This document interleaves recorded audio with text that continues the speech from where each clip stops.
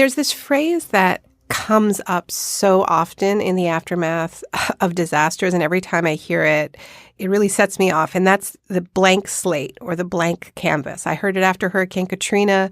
I heard it when I was covering the U.S. invasion of Iraq. The idea that suddenly you have a blank slate or a blank canvas where you can kind of do anything, and it's a kind of crazy idea because the canvas in a war-torn country or, a region that's just been slammed by a Category 5 hurricane is anything but blank. I mean, it is a mess. It is pure rubble and misery. But from the perspective of real estate developers or would-be privatizers of utilities, this is what they see. And Puerto Rico's governor, Ricardo Rosselló, used that phrase in New York talking to investors or would-be investors about a month ago, where he described the island as a blank canvas where you can kind of do anything. And what that's referring to is the state of desperation of the people,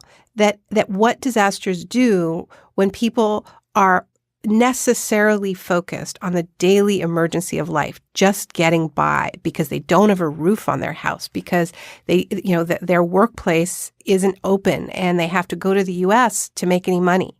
All of that, it means that people have less energy for political engagement. More of their energy goes into survival. Less of their energy goes into protecting their political interests. And that's the opportunity that disaster capitalists see.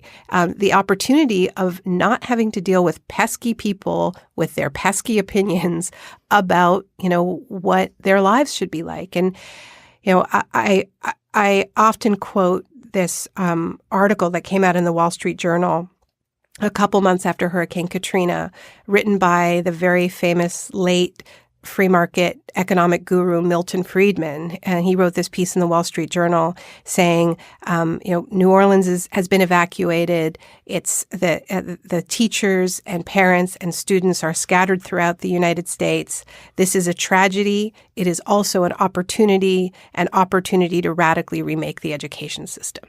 And sure enough, New Orleans, closed down its public schools, fired all of its teachers, and now has the most privatized education system in the United States. The most charter schools.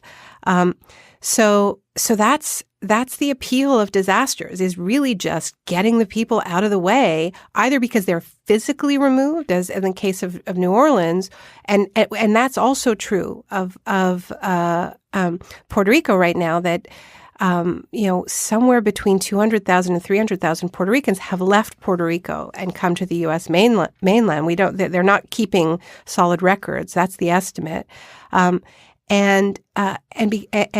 Either because they're physically gone or because they're there, but they're so focused on the emergency of life that it's possible to push through policies that you would never be able to otherwise, because there would be too much resistance. Are you seeing in your research the American government purposefully not helping the people of either New Orleans or Puerto Rico so that this sort of disaster capitalism is able to do its thing?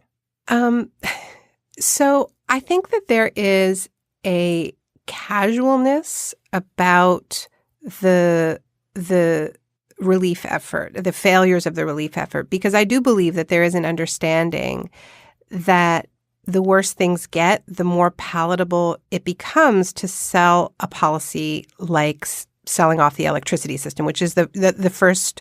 We started hearing about this before Maria made landfall. The business press was already speculating that in the aftermath of, first Hurricane Irma and then Hurricane Maria, we would see the privatization of Puerto Rico's electrical utility.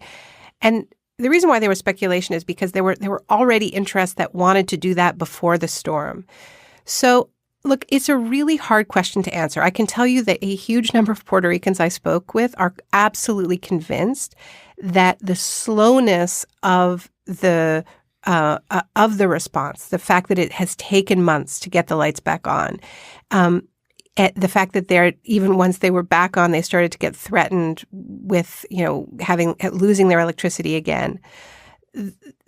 People felt that they were that this was happening to sort of soften them up for the idea of privatization, because there's a lot of resistance to privatization in Puerto Rico.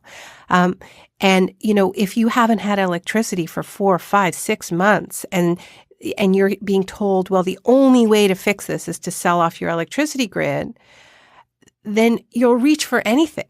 It's just human.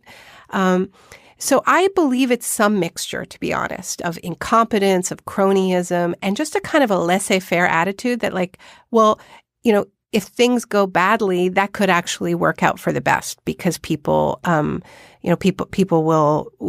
be more willing to accept these unpopular policies. When I was covering Hurricane Katrina, 2 weeks after the storm, I was in the city, and a Republican congressman named Richard Baker said we couldn't clean out the housing projects in New Orleans, but God did, right?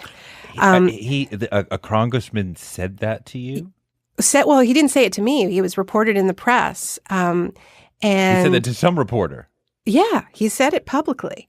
When I was in Baton Rouge, I was interviewing lobbyists, real estate lobbyists, that kept talking about blank slate, clean slate. And what they meant was, the poor Black people of New Orleans are not here to defend their homes, to defend their schools. And this is valuable property. And so, I realize this can sound a bit like a conspiracy theory, which is why I like to quote people, They don't actually hide it. It's just a question of connecting the dots. It does sound like a conspiracy theory, but I know how much you and others have been working and talking about this and researching this. And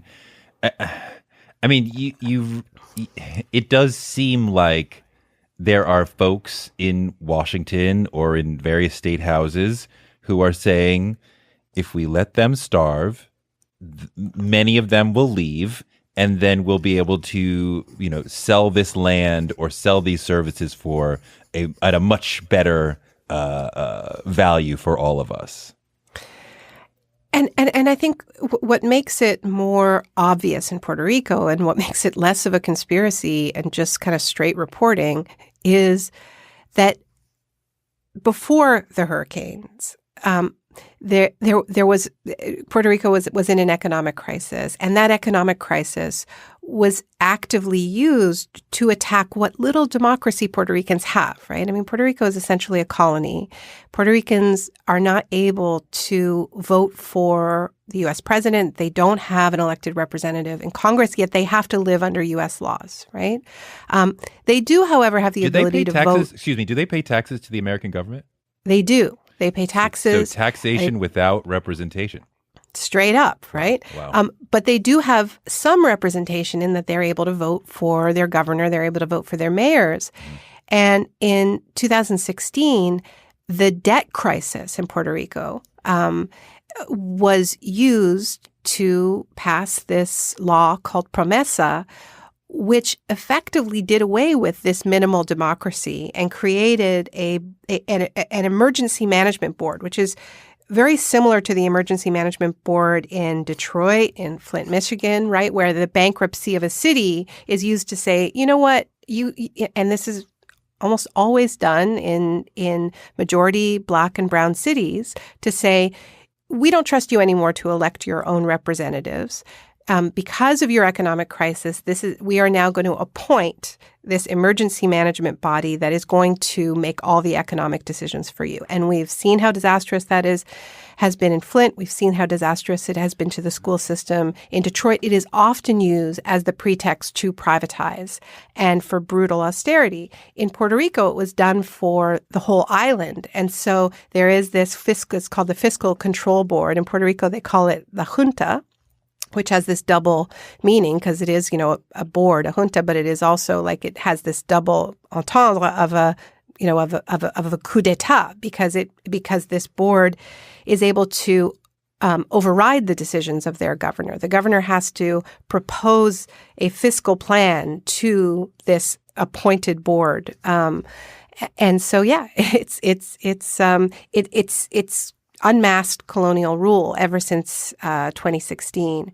So this was already happening, and the fiscal board was already proposing closing hundreds of Puerto Rican schools. They wanted to close more than 300 schools. They wanted to cut the budget of the University of Puerto Rico in half. They wanted to privatize the electricity system. But they were having trouble, and Puerto Ricans were resisting. In just a few months, and this was one of the things that I learned when I was there that I didn't know ahead of time, was that the movement against the Fiscal Control Board and the movement questioning the legitimacy of the debt and resisting these privatization policies really peaked just a few months before Hurricane Maria. So on May 1st, 2017, there was the second largest protest in Puerto Rico's history against these policies and against the Fiscal Control Board. So that's May, and then September, Hurricane Maria hits. And the very policies that they were trying to push through before Maria resurface. Let's close 300 schools. Let's have charter schools and vouchers. Let's sell off the electricity grid.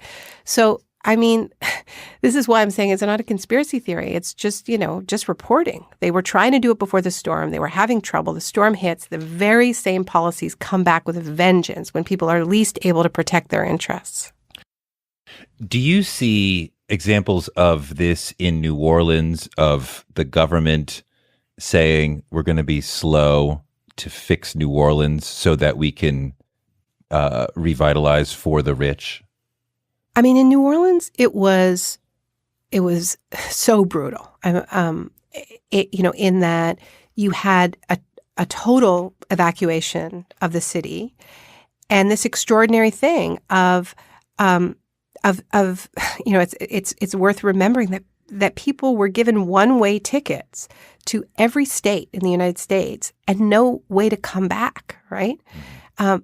And in their absence, while they were physically unable to protect their homes and schools, public housing projects were demolished and replaced with, what they call mixed-use housing, which means that there are many fewer housing options for low-income people.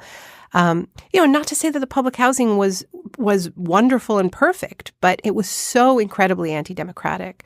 So in New Orleans, I think it was less the strategy of let's just kind of do nothing. I mean, it was incredibly active. The demolishing of the public. I think there was a huge rush in New Orleans to get this sort of extreme city makeover done. It seems immoral. It seems immoral to allow people to suffer without food and water so that you can create a different economic model in that area. Touré, I've always thought so, which is why I'm kind of obsessed with this. I mean, there was a young woman who I interviewed. Her name is Monica Flores. She said to me, it's cruel. Like, I asked her how it felt because she was describing to me that she was, sort of still living in her car and going from, friend's house to friend's house to do laundry. And she was somebody who was studying the energy system, who, had strong opinions about how Puerto Rico could switch from a fossil fuel-based energy system to renewable energy, but she believed it should remain public, that communities should own and control their own renewable energy projects, and she'd been working with communities to do just that. So I asked her how it felt to turn on the television and see the governor announce that the electricity system was going to be privatized. And she started crying and said, it's what it feels like is it's cruel to do this in a moment when, of course, people can't engage in, they're just trying to survive.